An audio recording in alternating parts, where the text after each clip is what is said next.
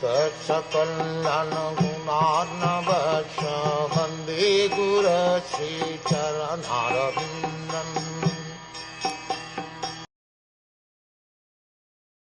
Brahman, thus by the Supreme Lord Krishna I was endowed first with the transcendental knowledge of the Lord as inculcated in the confidential parts of the Vedas, then with the spiritual opulences, and then with his intimate loving service. Communion with the Lord by transmission of the transcendental sound is non-different from the whole Spirit Lord Sri Krishna. It is a completely perfect method for approaching the Lord.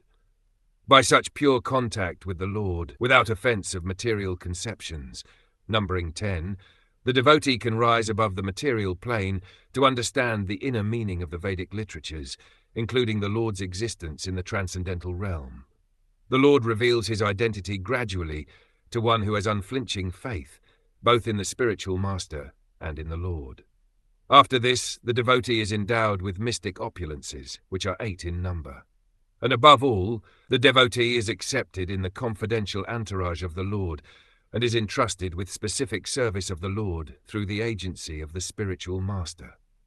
A pure devotee is more interested in serving the Lord than in showing an exhibition of the mystic powers dormant in him.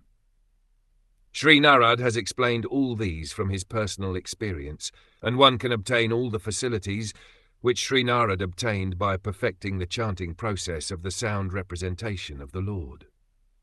There is no bar for chanting this transcendental sound by anyone, provided it is received through Narad's representative, coming down by the chain of disciplic succession or the parampara system.